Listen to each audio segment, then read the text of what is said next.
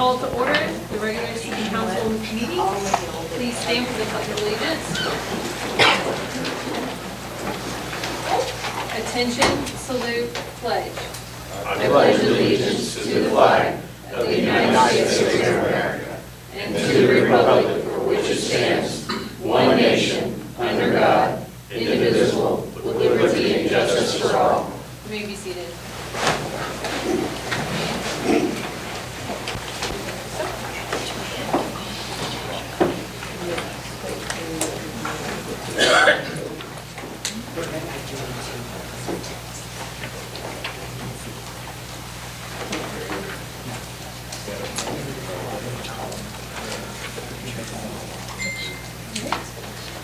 Roll call. Naomi Hope, Here. Jeremy Barnett, Here. Daniel Beatty, Here.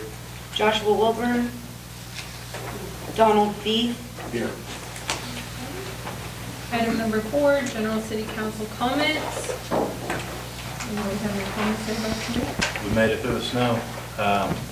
From what I've seen, the roads look fairly well compared to previous days. Chief, any concerns anywhere?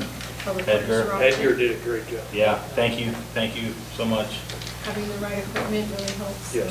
And having a great team in place, so appreciate that. Any other comments from the council?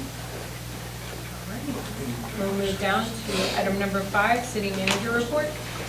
Thank you, Mayor and Council. I also want to add to that comment about the roads. That's the first time since I've worked here in 8 years that we've had roads in that condition after this kind of weather event. And I'm really proud of our different departments coming together. It's like we have a well-oiled machine now. They know what to do and they get the job done. So I was really proud of our team. I appreciate it. Next, I want to talk about the public safety building groundbreaking ceremonies. The first one is for the police station on February 5th at 10:30. That's Thursday. It looks like it's going to be nice weather, so we're just hoping that will hold out for us. And then the fire station will take place the following Wednesday on February 11th, also at 10:30. Next, the Skyview Water Tower Rehab Project. The crew is currently sandblasting the interior of the tower. They've completed the entire floor and bottom ring, and they're now working on the other sections. They've had no issues other than weather delays, and they are planning to work when it's really cold on this project, but they will be gearing back up soon. Next, on 257th East Avenue, also known as Midway Road, the contractor removed material from the northbound lanes, and they're trying to get the ditch line in shape to prepare for the street base. They have encountered severe groundwater issues, and they're trying to determine the best way to get around that. Once they get that figured out and the weather conditions improve, they'll be continuing construction. Next is the water treatment plant, lagoon sludge removal project. They have finalized the sludge removal. They're doing testing to confirm that it's at an acceptable level. And then they'll be working on the dam by trenching it to make sure it's no longer leaking. And that project is temporarily paused while the weather is so cold and dreary and everything. So that will be starting back up shortly as well. Next, I wanted to talk about the reports we received from OMAG, our insurance company. OMAG is basically a trust that was formed as a risk pool for local governments. And that's who we get all of our insurance from. And what they basically take together our resources, or they pull resources from a number of cities and then protect us through different, by basically taking those claims and spreading them out among all the cities involved. If you look at the first one, it's for the Coweta law enforcement group. This is for a 6-year period. Let me get this pulled up for you. Ma'am, not to interrupt, can you raise your volume a little bit for us? Yes, sir. Just a moment, I'm trying to pull this report up for you.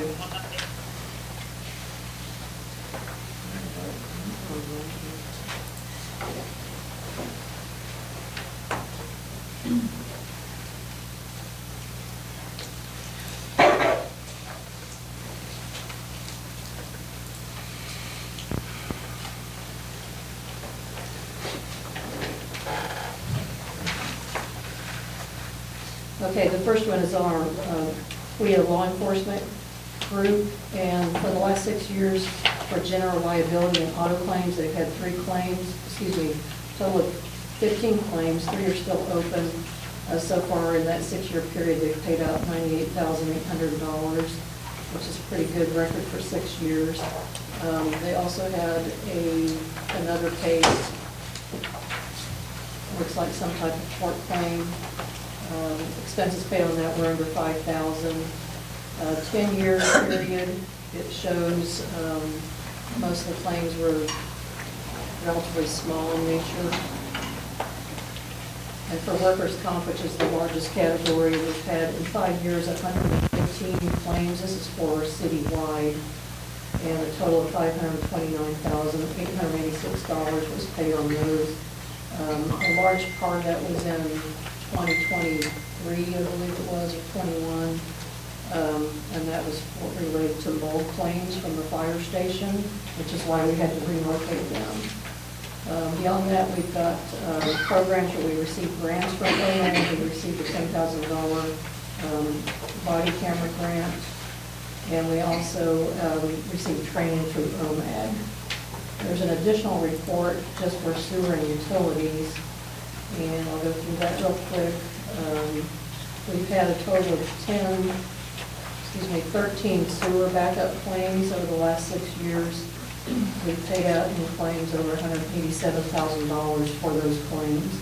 It's something that we're really focused on to try to get those claims down to prevent this risk that we have on that system. We also have a few auto claims, relatively small. The sewer line RAP program is something that OMAG offers. It's a system that we can use them to go in and see where we might have issues in the sewer system. We have taken advantage of that a couple of times, but we're planning, once we have our sewer system totally mapped out, we'll be looking at the entire system with the RAP program to identify where we can make those improvements. We also have, let's see, this is for other lawsuits and things. There's $45,000 that was litigated that was for one sewer line, it looks like. And then OMAG also provides training for DEQ purposes related to water and sewer workers. And they have a lot of other things that they help us with. So we're very thankful that we have that risk program available to us. And if you have any questions, I'll be happy to try to answer them. That's it. Any questions from the council? Thank you, Julie. Thank you, Julie. And we had 3 new hires as well. Oh, I'm sorry, I skipped that part. Yes, ma'am. Let me back up a minute.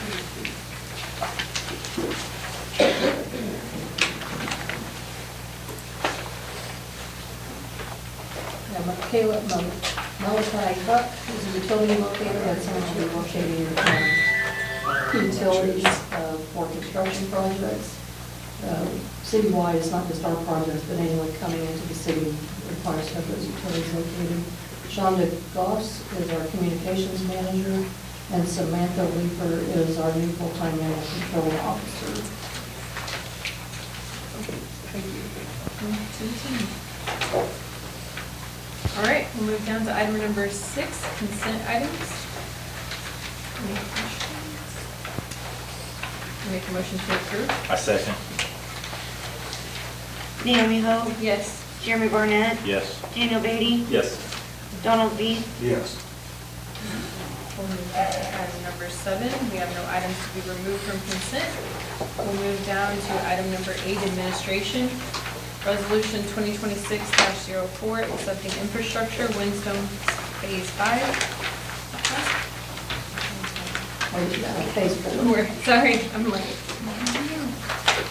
Discussing sir action on the adoption of resolution 2026-04, a resolution of the City Council of the City of Coweta, Oklahoma, accepting a dedicated public improvements, certain paving, grading, sanitary sewer, and drainage improvements as shown on the final plat for Windstone Phase 4 subdivision, located within Section 25, Township 18 North, Range 15 East of the Indian Base Meridian, Widener County, City of Oklahoma.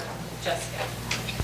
I've asked Edgar to join me because he was out there on the inspection and I was not. So we are recommending approval with conditions within 30 days. The developer still has a few things to address, such as some stormwater silt, some as-builts that are engineered, and some pond issues that we would like him to address before we fully accept those. And we're going to recommend 30 days for him to get those completed. What was the second item you said? The engineered as-builts. What is that? It's a confirmation of all the utilities and assets that we're putting in the ground. So we're needing confirmation out there in the as-built. So currently they're just in drawing. As but- built. Yeah. Okay. I can't. Yeah, as they are built in the ground. Yeah. Okay. So they just need to be surveyed to make sure that all the GPS points are confirmed. Okay. So the recommendation was to accept infrastructure on the condition that he correct those issues within 30 days. If the 30 days goes by and has not done that, then we would not issue any building permits after that point until they're corrected. And the drainage, it's minor. Minor, that Yeah. it's resolvable Yeah. very quickly. Yeah. The longest one will be the survey part. Okay. It'll be the whole face of it. Okay.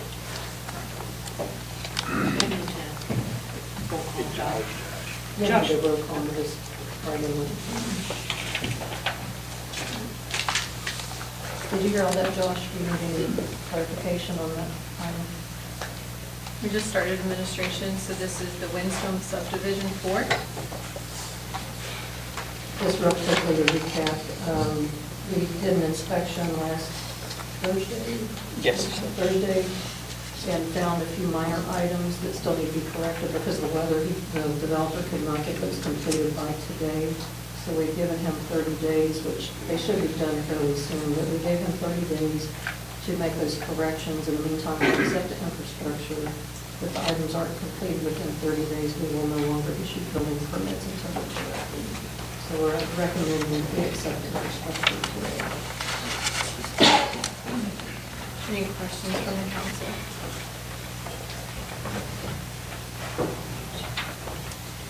Thank you. Thank you. Josh, do you have any questions? No. Okay. I make a motion to approve. I second. Naomi Hope, Yes. Jeremy Barnett, Yes. Daniel Beatty, Yes. Joshua Wilbur, Yes. Donald Beat, Yes. Okay. We'll move down to item number 2, agreement with the Center of Economic Development Law, tabled from December 1st, 2025 and January 5th, 2026 City Council meetings, discussing consider approval of the letter of engagement with the Center of Economic Development Law for legal assistance in drafting development agreement related to the tax increment district for Project Atlas. Thank you, Mayor and Council. This agreement is with the Center for Economic Development Law. It's an attorney firm that specializes in TID and TIF districts. And the reason we're asking for this assistance is it's a very specialized field. We're sure that the developer is likely to have attorneys that are very well versed in these types of agreements, and we feel we need the same specialized representation to protect our interests. So this agreement is for up to $50,000. It's a hourly rate. There are no means that we will pay $50,000. We will just be billed up to that amount before we would call stop until we could come to another agreement. One of the things that we've heard from the Planning Commission, the community, and the city council members is that we need to see these incentives that are being offered in writing. And that means the development agreement needs to be finalized or at least brought to a draft form to be voted on. So we're recommending that we enter into this agreement with the attorney to help us with that process. Now we have to open this up to the... Yes, one thing I would like to reiterate is this project has not been approved. This is only to allow us to have assistance in writing the agreement. Alrighty, we'll open it up for discussion. You have 3 minutes. So, Mr. Jimmy Rothrock, would you like to speak? Sure.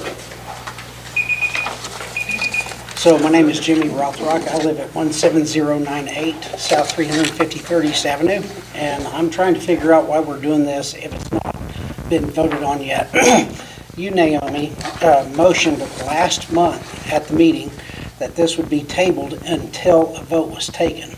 And so I want to know what legalities you'll have to come up and ask for this again on this agenda when it was tabled and voted on until this was voted on.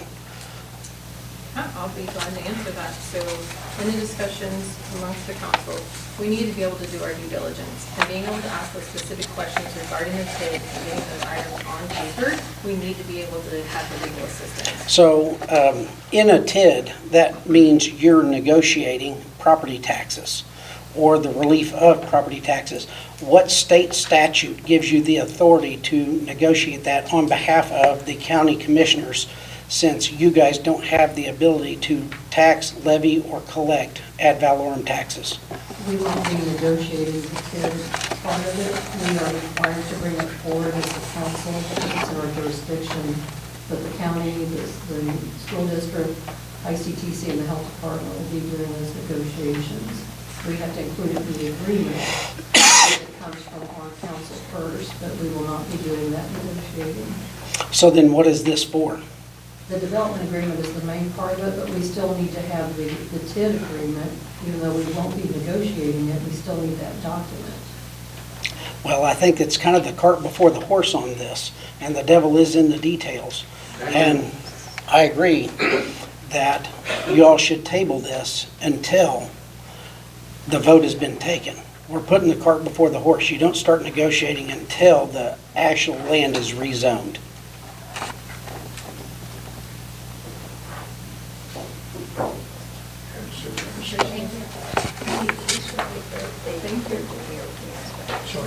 All right.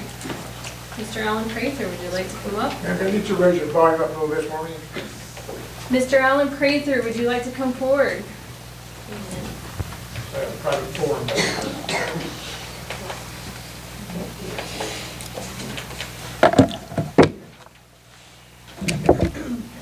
My name is Alan Prather. I imagine y'all are somewhat familiar with me by now. Everything about the conception, execution, application about this data center has been an absolute soup sandwich. It's a military term. It's all screwed up. Okay? We don't even understand what y'all are thinking. Okay? Moreover, these delays for the data center is just asking for more time to put another coat of lipstick on a pig. It's still a pig. You can put as much lipstick as you want to on it. Dealing with this TID business, this tax increment, whatever it is, it genuinely is the cart before the horse. You don't even have any business rezoning this. The PUD is a soup sandwich to a discrepancy of 19 acres. If y'all pass this TID, there's going to be a booger in your nose the size of a data center and a mysterious 19 acres they don't even know what's going to happen with. This has no business being passed today. Can I have an amen? Amen.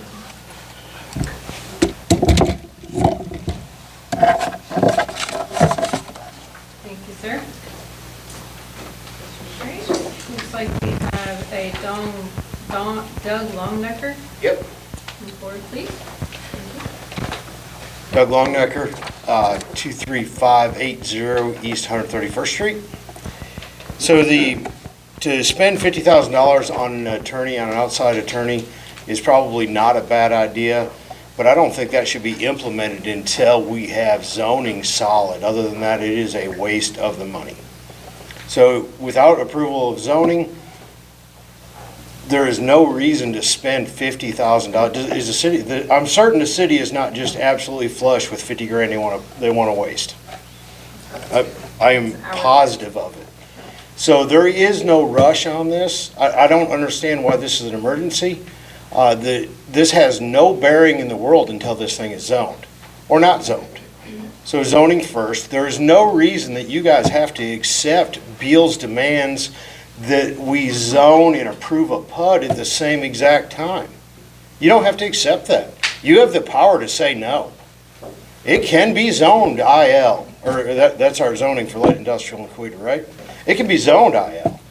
And it does not, we don't have to have a development plan to turn that into IL. It could be left ag if you guys so wish.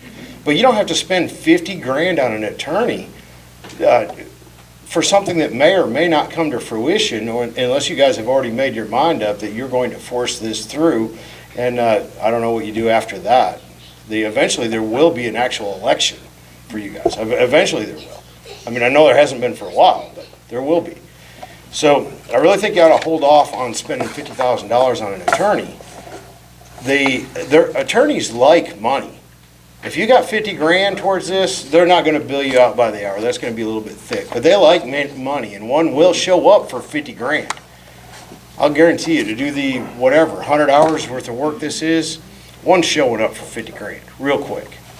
So this is not an emergency. This should be postponed until after zoning. And the PUD does not need to be accepted with zoning.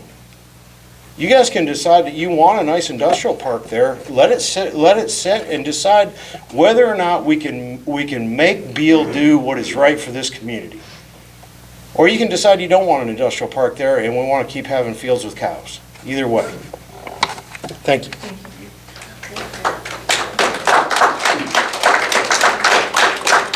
Megan?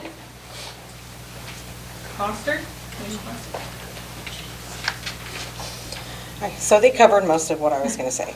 Okay. But I think that doing this now also will pull some bargaining chips off the table as far as anything we have to do with the PUD or in any future negotiations with Beal before this even starts. Because they're going to say, oh, well, they're going to do it anyway. Look at what they've got going on. So mostly I just think it should be tabled as a bargaining chip at minimum on that. So I'm not going to take the full 3 minutes because they got it. Thank you. Appreciate it. All right, Mr. Darren Blanchard.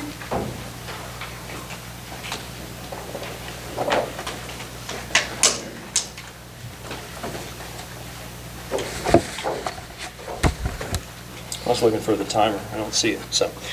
You got 3 minutes. Okay, all right. Later you have more. I understand. I didn't bring my phone with me to time myself, but I will probably be under the 3 minutes.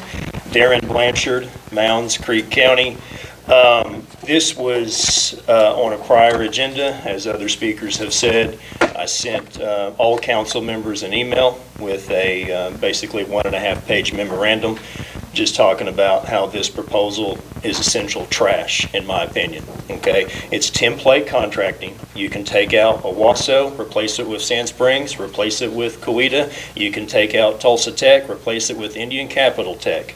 Okay, they're just getting 50 grand for hitting Control H on their keyboard. That's pretty much what it is, okay? It's very pro-developer. And as the other speakers have said, it is legit getting the cart before the horse. I'm going to present my 1.5-page memorandum for the record, but I'm going to read my conclusion.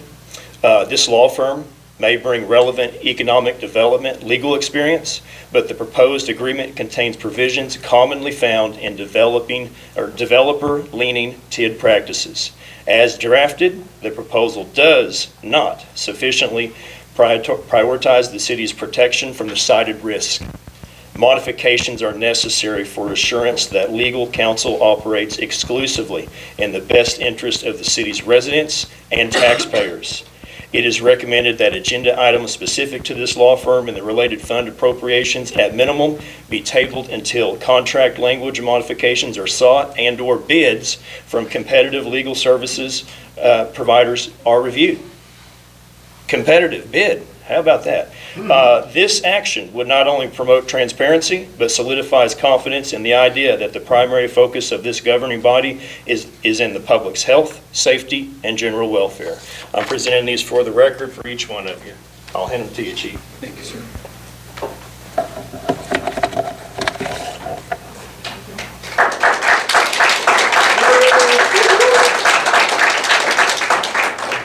And we have Braden Rowland.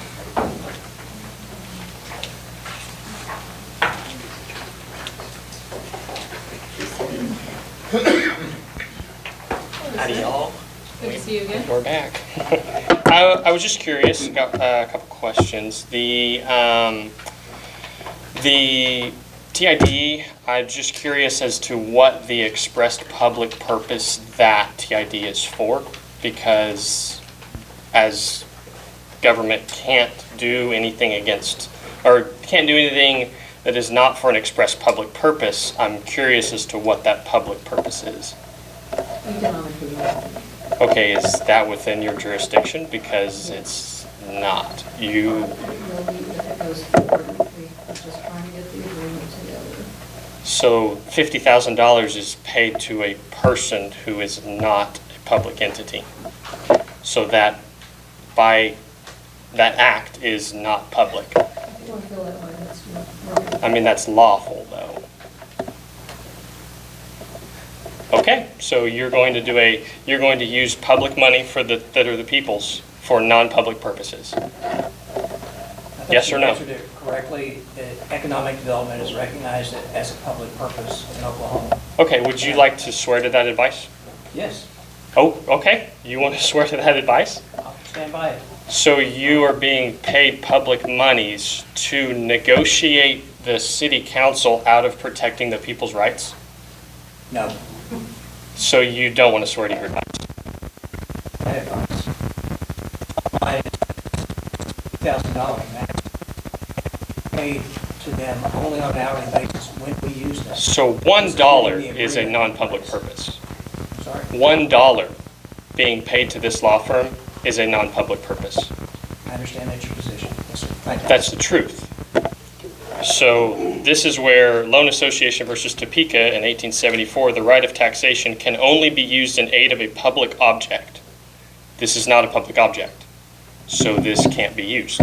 So you guys are now personally liable for that decision, because this is what Trump versus United States in 2024 decided, is that any act that is not done within your jurisdiction is a private act, and it's not a public act. So you guys are now personally liable for that decision. Do you recognize that? Because he's not going to help you out here. He's I not. don't know he's incompetent. So you guys are aware that that's what's going on. You guys are now personally liable for the decisions you're going to make. There's no immunity. This is Supreme Court settled stuff. There is no immunity for unofficial acts. This is an unofficial act. $1 is an unofficial act. You guys know that. Yes, no?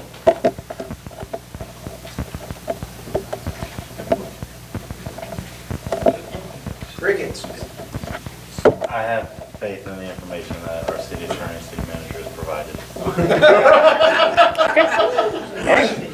All right. That's bold. As long as he wants to swear to his advice, that's fine. Understood. Okay. Thank you, sir. That's pretty interesting.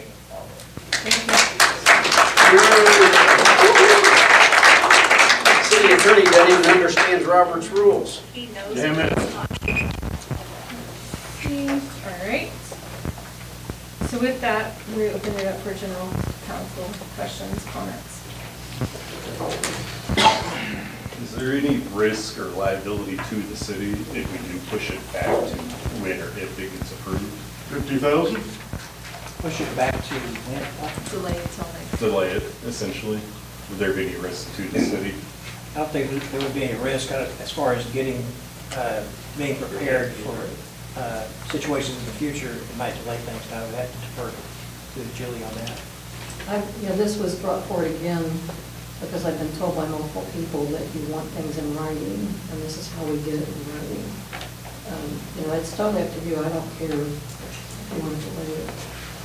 Would we have the opportunity, though, to put it in writing after the fact, so to speak? That makes sense? Or would they want to just immediately move forward? That's more of a contingency type thing. Right, Once they yeah. provide the information, then we can start the process. That's totally up to you guys. I'm only acting on what people have asked me for, that they want things in writing. If you don't want it in writing, we don't need the agreement right now. That's up to you. I feel like whatever leverage you have with Beal is going to be killed if you vote on this. This is just my little thought. This is why the planning commission already voted one way. Why are we giving them a 2-month head start on this? That's kind of where I'm at. I mean, the end of the day is this. as we just heard, number one, we already talked that we're putting this off till afterwards. Like, why are we changing our mind? Second, we've already discussed that the PUD needs to be redone, which we've already decided, so are we essentially saying that you want the attorney to rewrite the PUD? The attorney does not write the PUD, the applicant does. Okay, so there you go, so we don't need them for that, so again, why are we spending the money for that? It's not necessary. So then the next question would be, why are we rushing? Like, Because you guys asked me to, that's all I'm gonna say now. If you don't want it, just vote no, I don't care. You specifically, Josh, said. Passive aggressive a little bit. No, I'm not saying that I don't. I'm just You want it to move forward, so that's why it's on the agenda. If you don't want to have it voted on, just table it. It's up to you guys. Got a motion to table? You can. A motion to table. I'll second. Could we have a date certain, or I'm going to suggest that if I understand your disposition, it would be to table this until such time as the plan unit development and zoning issues are resolved. Is that fair? Yes. That's part of your motion and Yes. seconded, then You have to say that. that's good. So the PUD and the zoning issues are still. Until, motion to table until POD and the, what's going to happen? The Zoning. POD and Zoning. zoning is issued, are all cleared up. And voted on. Then voted on. Thank you. Second.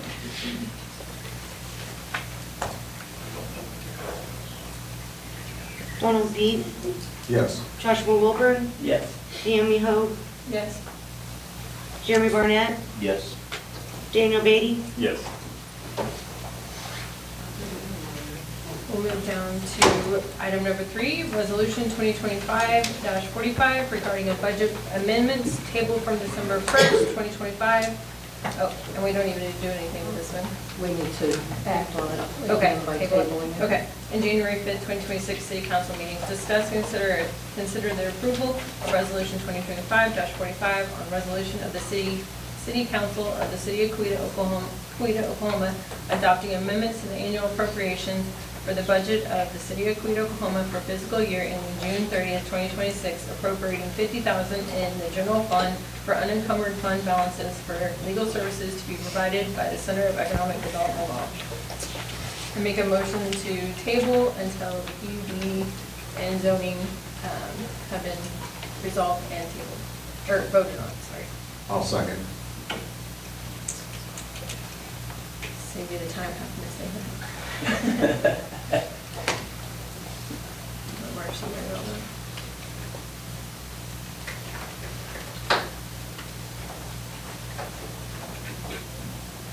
Naomi Hope, Yes. Donald Beat, Yes. Jeremy Barnett, Yes. Daniel Beatty, Yes. Joshua Wilburn, Yes. Move down to item number 4, discuss and consider action related to potential condemnation of private property required for widening the 121st Street Bridge. Thank you, Mayor and Council. I have some excellent news related to this item. All 4 property owners are pretty much in agreement on providing the property needed for the bridge widening.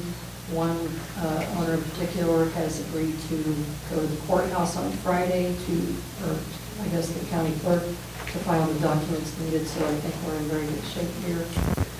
So we can drop this item for now. Awesome. That's great. There's no action needed from our standpoint.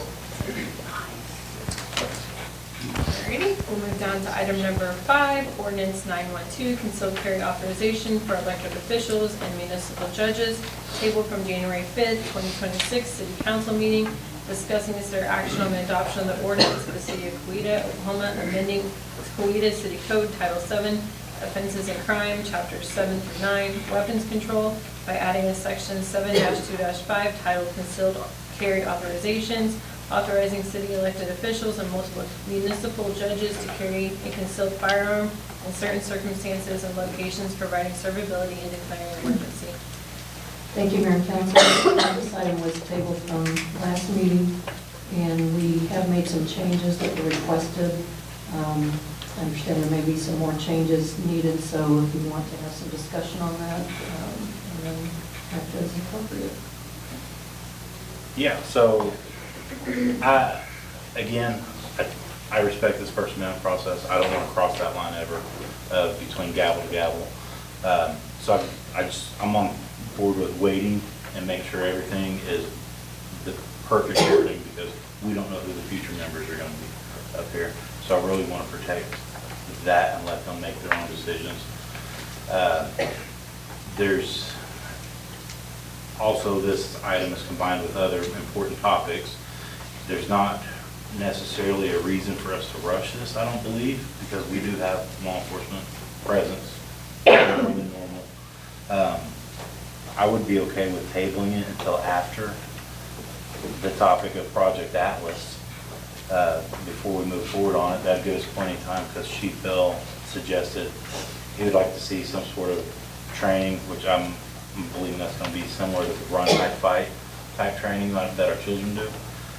I don't see any reason to necessarily rush this item until everything is ironed out perfectly, but I am looking towards approving or voting for approval with the requirement to be a security lockbox outside of this room.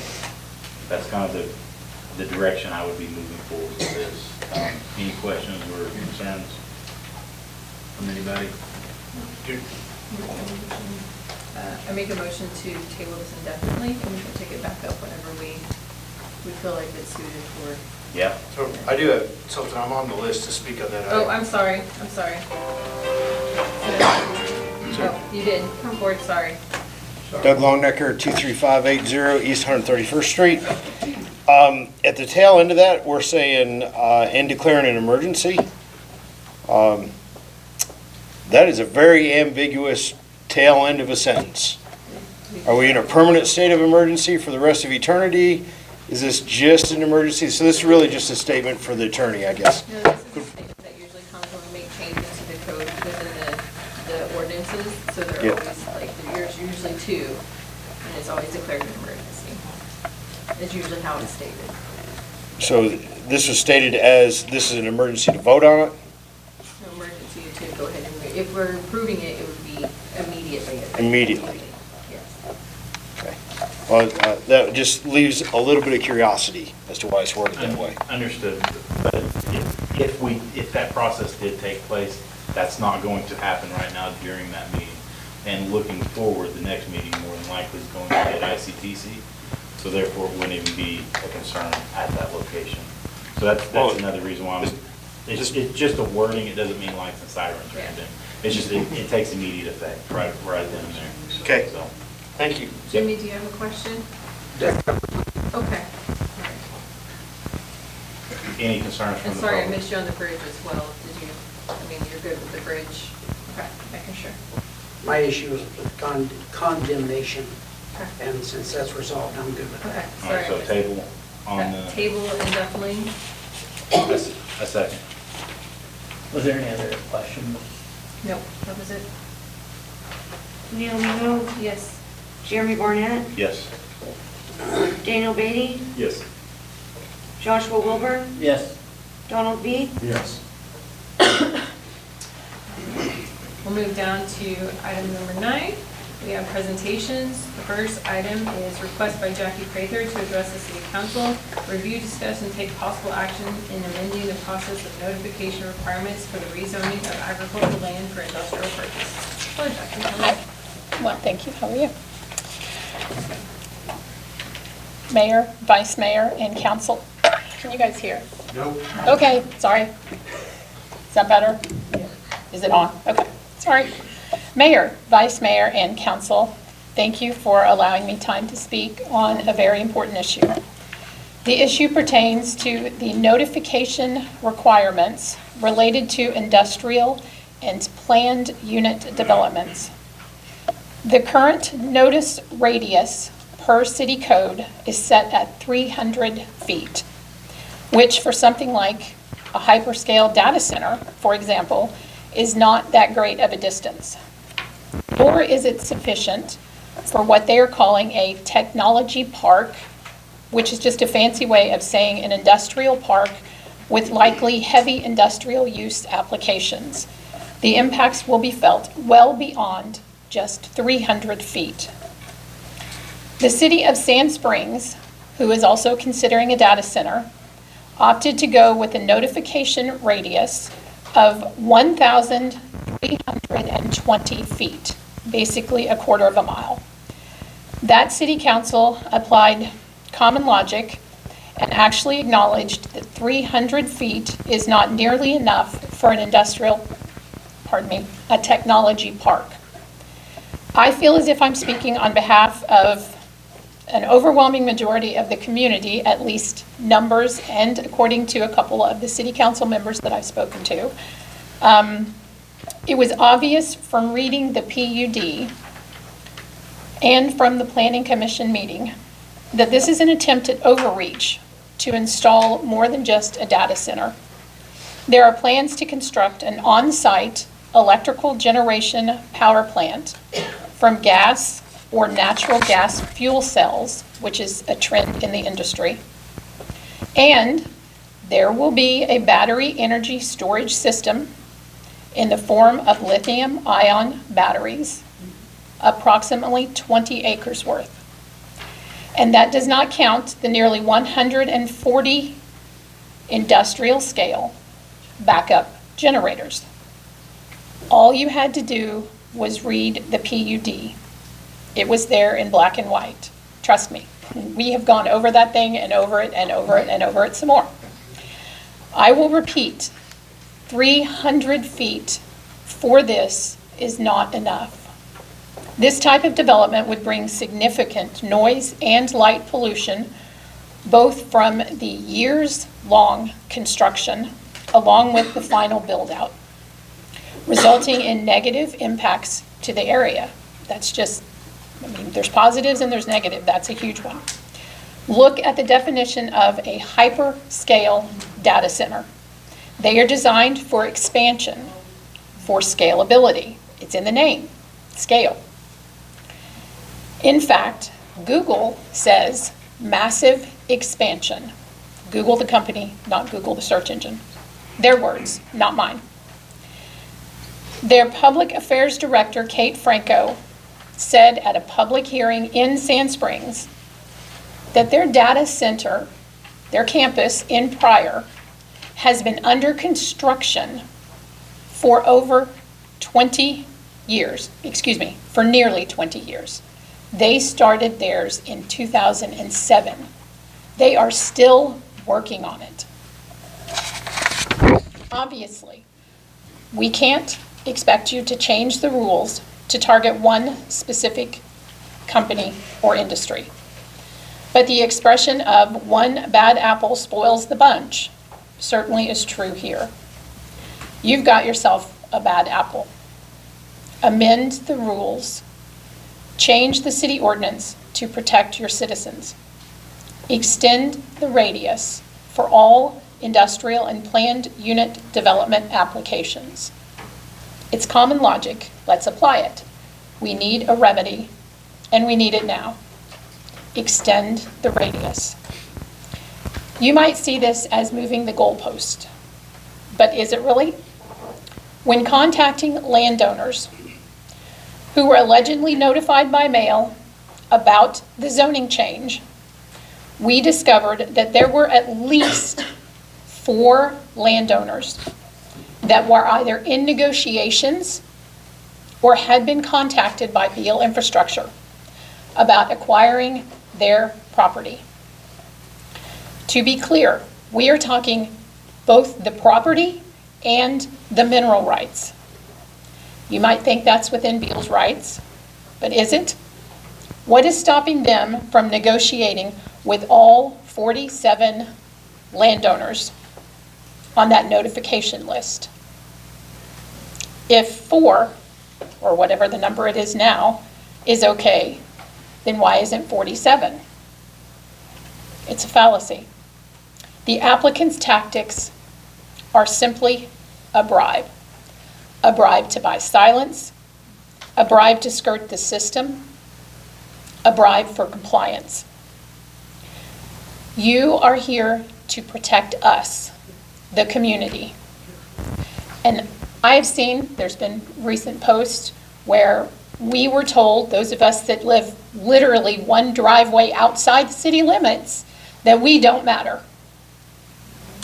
And I'm sorry, but when you choose to do this as a city council, and you take land that is in the county where we live, and you move it to the city just so you can do this, and then you tell us we don't matter, this is where we have a problem. We were the quiet ones until this. We wanted to be left alone. We spent our money here. We shopped here. We sent our kids to school here. And now you're telling us that just because I'm literally 1 foot outside the city limits, that I don't matter.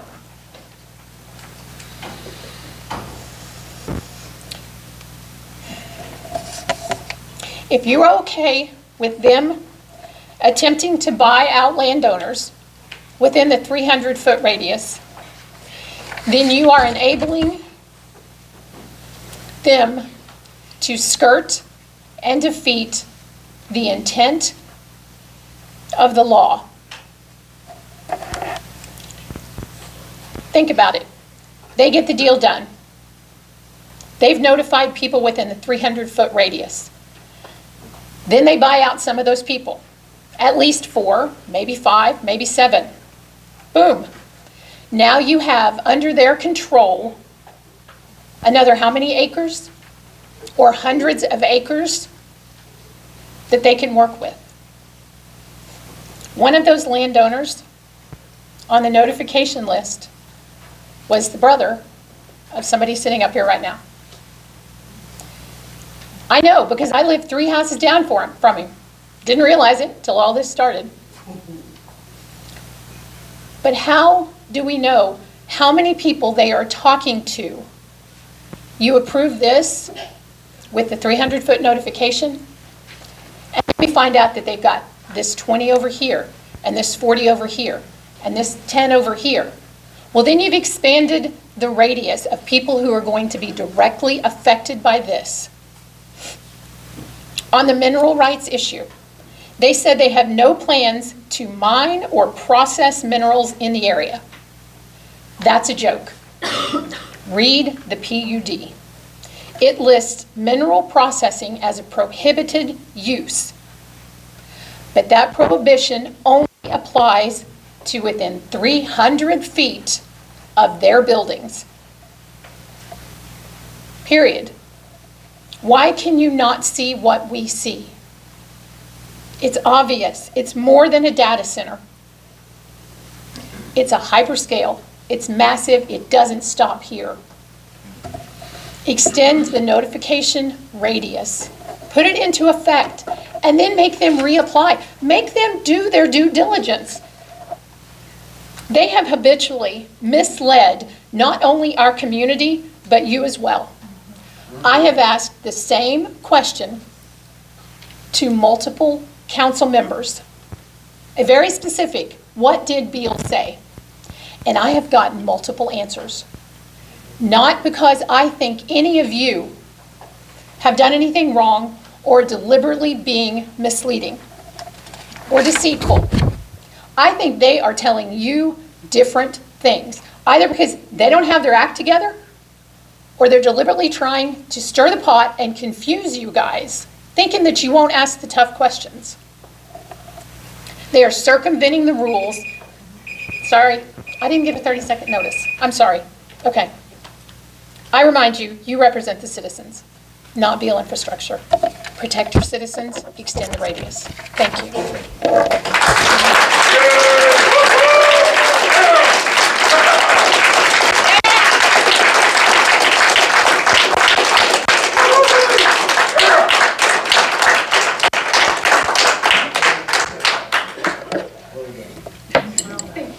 Of the people in the 300-foot radius, most of them, the majority of them were the city of Coweta, just so you know. Like, more than 1/3 of them were the city of Coweta. So, how is that fair? I'm right across the highway from this thing, didn't get a notice. City of Coweta and Hoppings were the ones that got the majority of the notices. Criminal. Mr. Blanchard? Can we lock on the line? Yeah, it's discussion, so. Go ahead. I would be curious, I know that typically with ordinances that we want to align with the state, I would be curious on other communities that do have. I asked Jessica to research that today. Could you come up, Jessica, and explain what we found?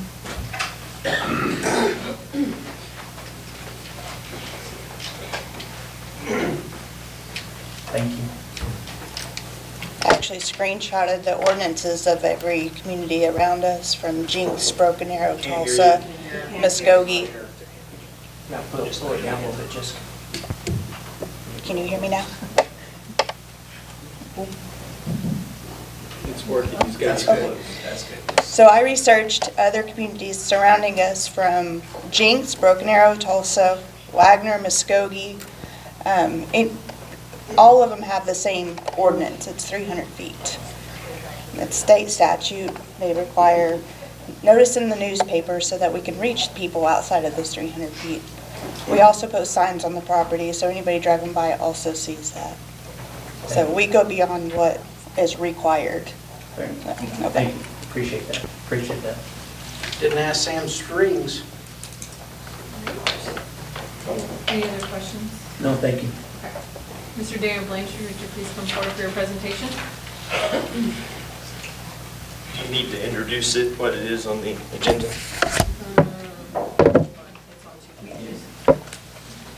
Request by Darren Blanchard to address the city council, review and discussion on city records retention, availability, release procedures, and implementation practices, and review and discussion on statements made by city officials during public hearing that may affect the accuracy of the public record, as well as the rights and reputations of affected parties, clarification, guidance, and potential corrective action from the city council as requested to ensure transparency, consistency with applicable laws and public documents in the city's processes.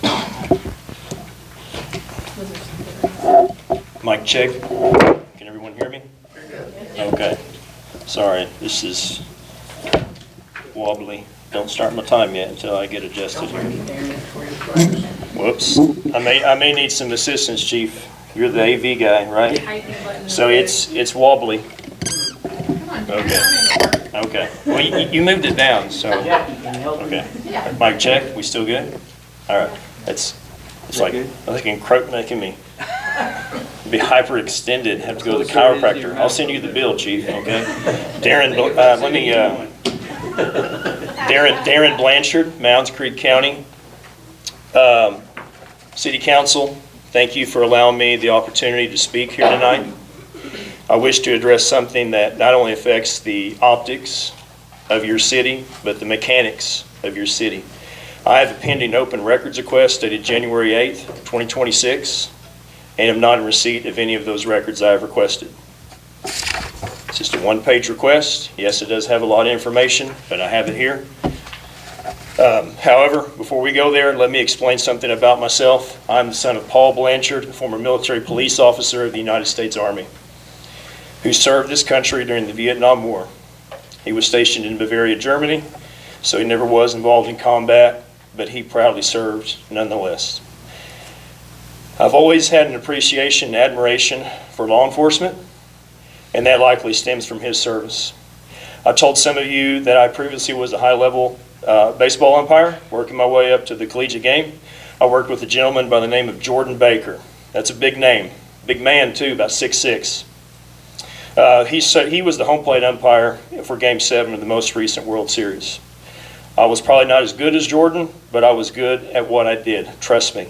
I was unable to attend professional umpiring school to enter myself into the ranks of the minor league baseball system, as my father tragically passed away during a school board meeting in Mounds on July 24th, 2006. Like you, he served his community.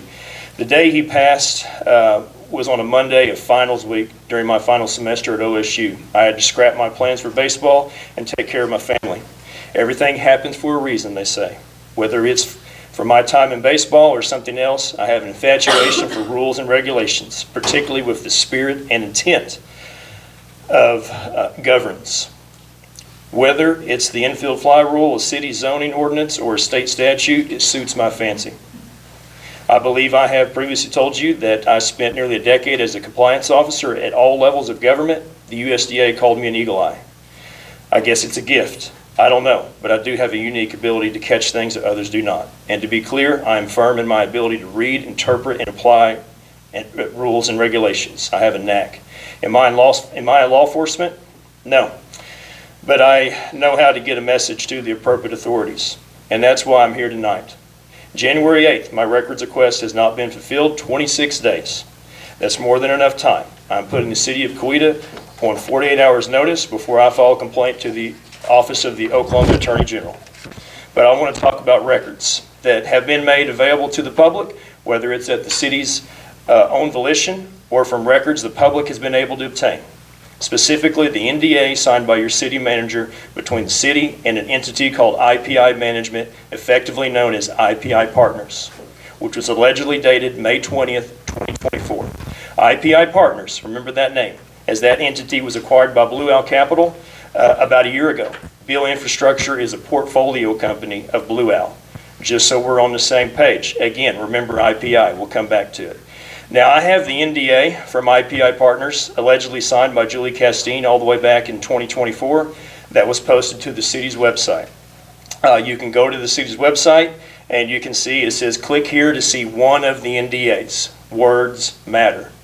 Okay? Singular, plural. Words matter. This NDA has been produced by the city in response to multiple open records requests from the public.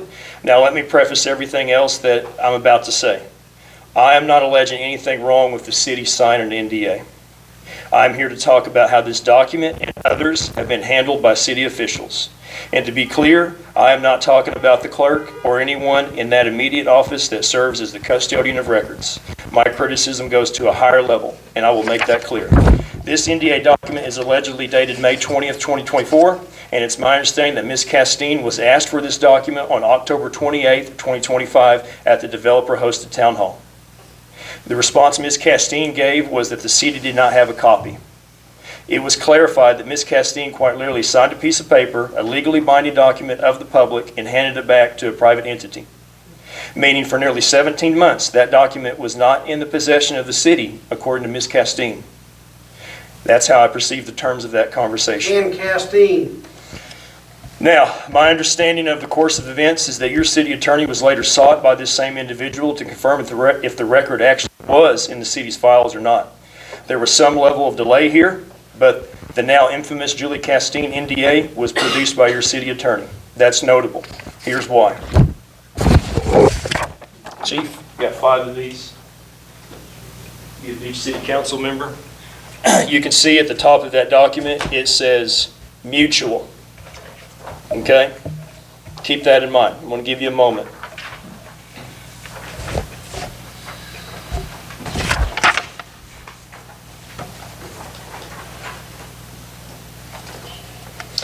The NDA at the top of the page says mutual, non-disclosure agreement. Mutual.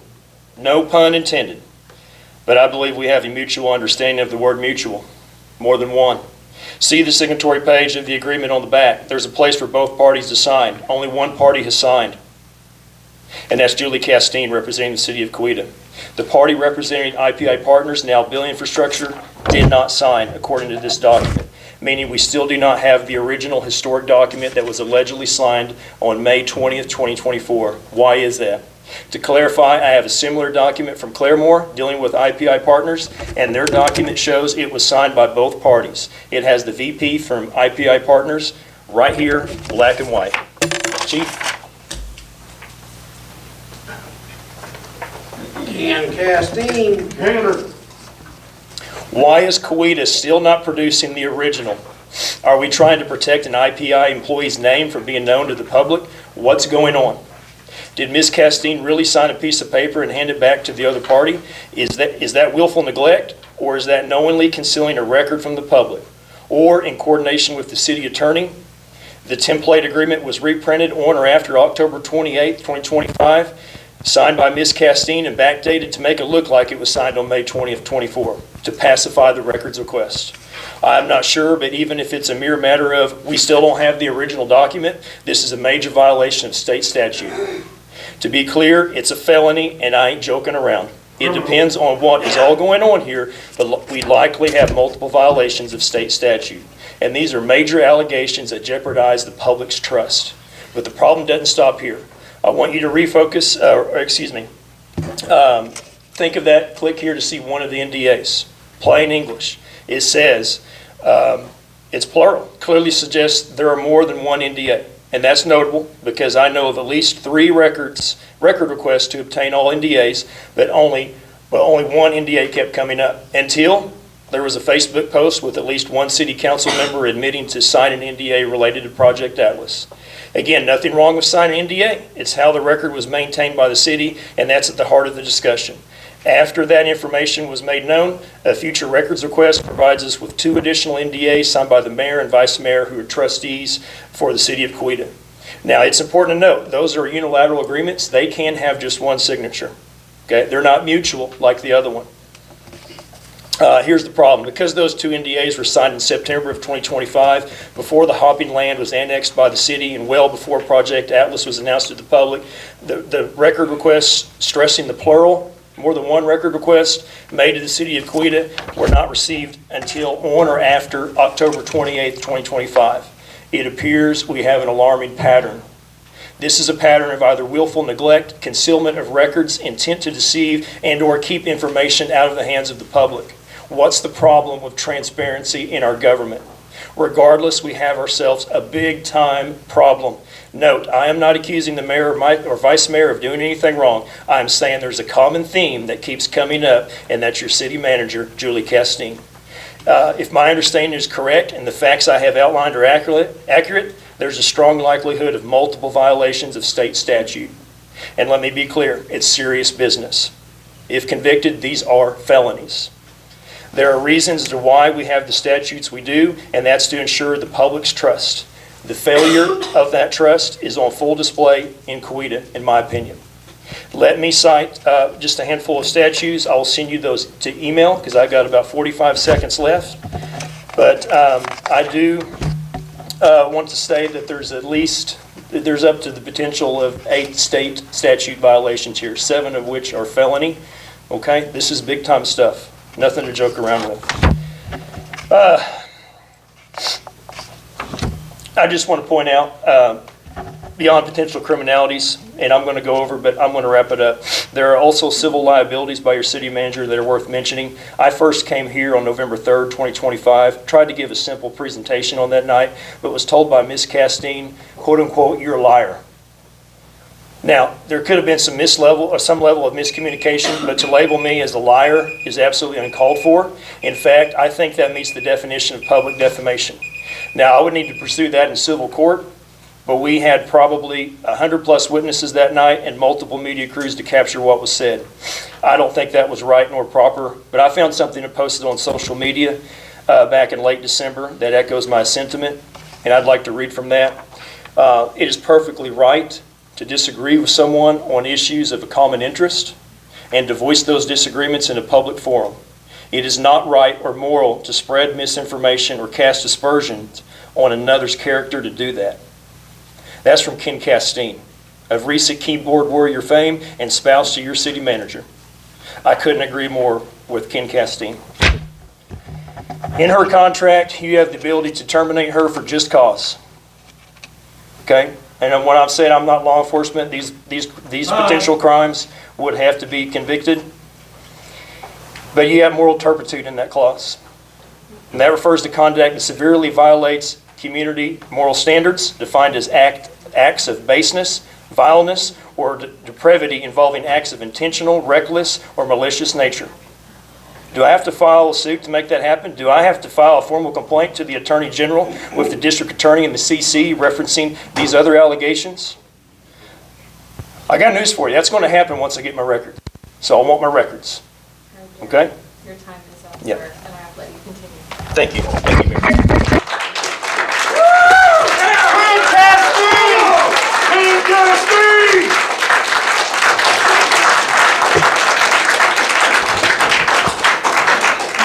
For the record, I'm giving the NDAs signed by City Council and also to the screenshot of that commentary. There are 5. Alrighty, item number 10, this meeting is adjourned. Criminal! We do have 2 other meetings if you'd like to stay. They are the Public Works. So,